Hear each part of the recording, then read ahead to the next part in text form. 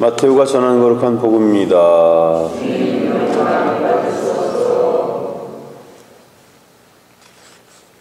그때 헤로데 영주가 예수님의 소문을 듣고 시중들에게 그 사람은 세례자 요한이다. 그가 죽은 이들 가운데서 되살아난 것이다. 그러니 그에게서 그런 기적의 힘이 일어나지 하고 말하였다. 헤로데는 자기 동생 필리포스의 아내 헤로디아의 일로 요한을 붙잡아 묶어 감옥에 가둔 일이 있었다. 요한이 헤로데에게 그 여자를 차지하는 것은 옳지 않습니다 하고 여러 차례 말하였기 때문이다. 헤로데는 요한을 죽이려고 하였으나 군중이 두려웠다. 그들이 요한을 예언자로 여기고 있었기 때문이다. 그런데 마침 헤로데가 생일을 맞이하자 헤로디아의 딸이 손님들 앞에서 춤을 추어 그를 즐겁게 해주었다. 그래서 헤로데는 그 소녀에게 무엇이든 청하는 대로 주겠다고 맹세하며 약속하였다. 그러자 소녀는 자기 어머니가 부추기는 대로 세례자 요한의 머리를 쟁반에 담아 이리 가져다 주십시오 하고 말하였다. 임금은 괴로웠지만 맹세까지 하였고 또 손님들 앞에서 그렇게 해주리라고 명령하고 사람을 보내어 감옥에서 요한의 목을 베게 하였다. 그리고 그의 머리를 쟁반에 담아다가 소녀에게 주게 하자 소녀는 그것을 자기 어머니에게 가져갔다. 요한의 제자들은 가서 그의 죽음을 거두어 장사 지내고 예수님께 가서 알렸다.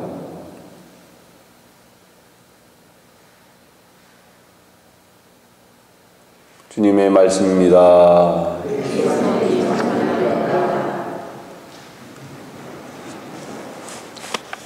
심심풀이로 던진 돌멩이에 맞아 죽는 개구리가 있다.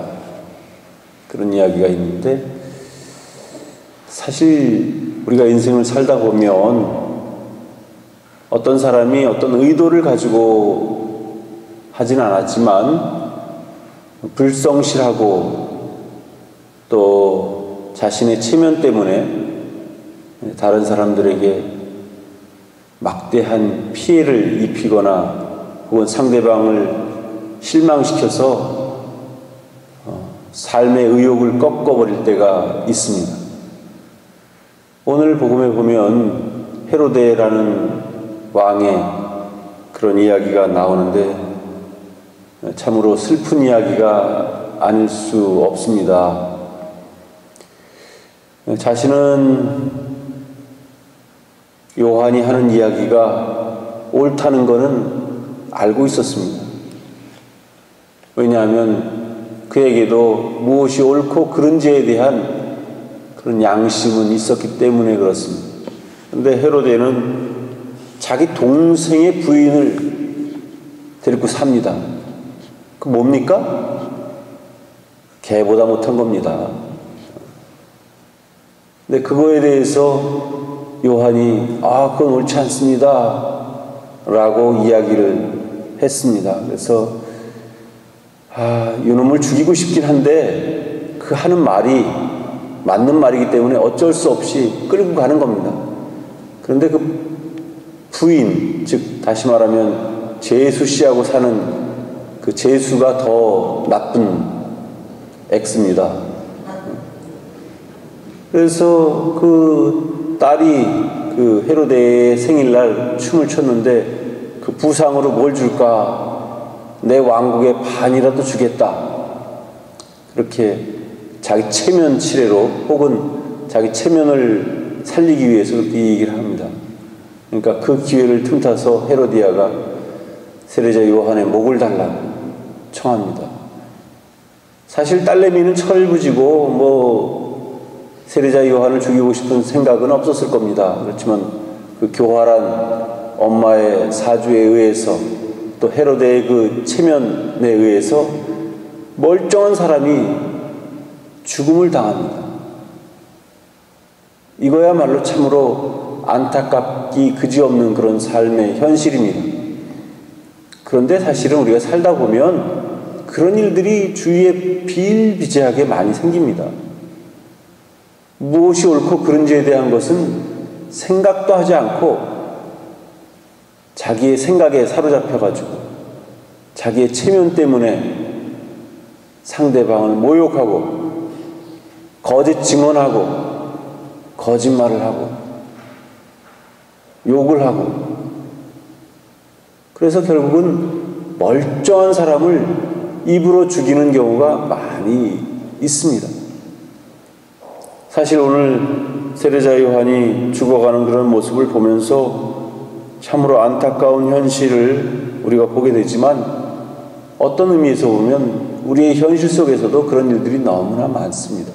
그것이 나의 체면 때문에 이루어지지 않기를 정말 진심으로 바라고, 신앙인은 어떤 사람이 되어야 하느냐 하면 헤로데 같은 사람이 되어도 안 되고, 헤로디아 같이 그렇게 교활한 자기의 잘못을 엉뚱하게 남에게 뒤집어 씌우는, 그래서 자기의 잘못을 덮기 위해서 무고한 사람을 죽이는 그런 짓을 해서도 안 될 뿐만 아니라 헤로디아의 딸도 마찬가지입니다. 사실 딸은 죄로 따지면 가장 가벼운 죄입니다. 그렇지만 자신이 해야 될 일과 하지 말아야 될 일에 대해서 그런 좀 분별력을 가지고 살았으면 좋겠다라는 생각을 합니다.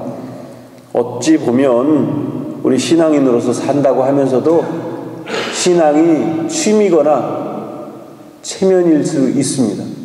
신앙은 그것이 아닙니다. 신앙은 내 삶을 온통 건 하느님과의 그런 계약입니다.